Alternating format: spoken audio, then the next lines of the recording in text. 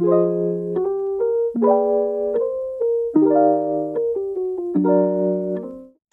Sosius pakai skincare Soci supaya wajah kamu makin cerah dan dilirik si dia. Gak pakai lama, dalam 7 hari wajah kamu dijamin langsung cerah. 100.000 orang telah membuktikannya loh. Pernah nemu iklan kayak gitu? Terus kamu jadi beli produknya.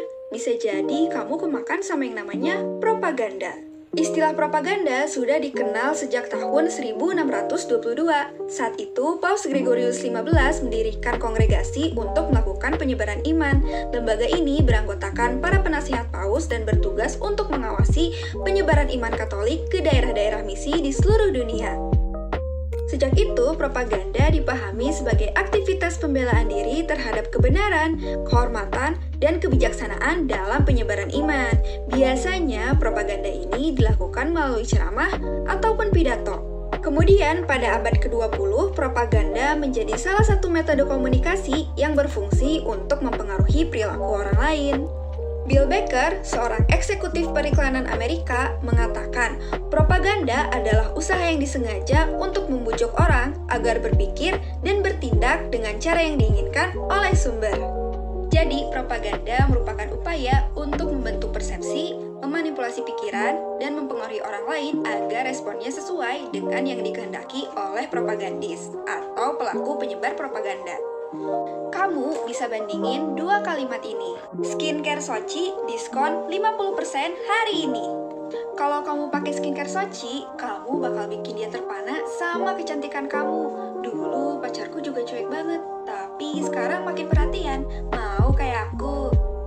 Kelihatan kan bedanya? Propagandis ternama Adolf Hitler dalam bukunya Mein Kampf mengatakan tugas propaganda adalah untuk menarik pengikut, sedangkan tugas organisasi adalah untuk mendapatkan anggota.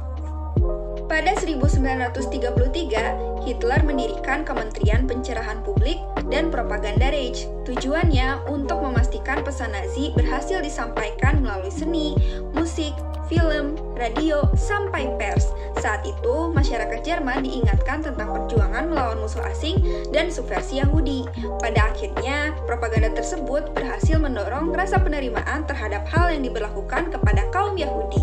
Dari sejarah itu, bisa dilihat kalau propaganda memiliki alur kerja yang sederhana.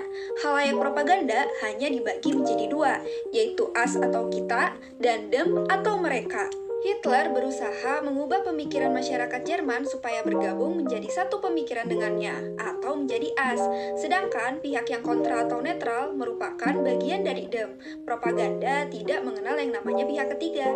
Jadi, meskipun ada pihak yang netral, mereka tetap menjadi bagian dari them. Kembali ke contoh iklan skincare di awal, audiens dari iklan tersebut terbagi menjadi dua, yaitu us yang sudah menggunakan produk skincare Soci, serta them yang belum menggunakannya. Posisi us diperkuat oleh propagandis dengan menunjukkan bukti keuntungan yang akan didapatkan. Maka dari itu, propaganda bertujuan untuk menarik khalayak them untuk bergabung dengan us. Namun, propaganda ini hanya bertugas untuk menguntungkan salah satu pihak. Contohnya, kaum kapitalis menciptakan image kecantikan karena kepentingan mereka untuk terus memproduksi kebutuhan-kebutuhan baru. Dalam melakukan propaganda, media dan teknik yang digunakan pun beragam. Bahkan, iklan dan film yang sering kita lihat sehari-hari pun mengandung propaganda loh. Kamu percaya ada susu yang mengklaim produknya 100% susu murni? Bisa jadi kamu kemakan sama yang namanya teknik carstaking propaganda. Teknik ini menonjolkan keunggulan sebuah produk yang tidak sepenuhnya benar, seolah produk tersebut tidak punya sisi negatifnya. Atau contoh iklan skincare di awal tadi merupakan teknik bandwagon propaganda. Teknik ini menunjukkan bukti kalau udah ada banyak orang melakukan hal yang sama. Bisa-bisa dibikin FOMO.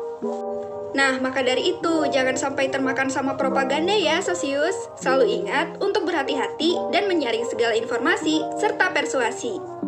Aku Lisa dari Sosiologi Perspektif. Terima kasih. Jangan lupa like, comment, subscribe.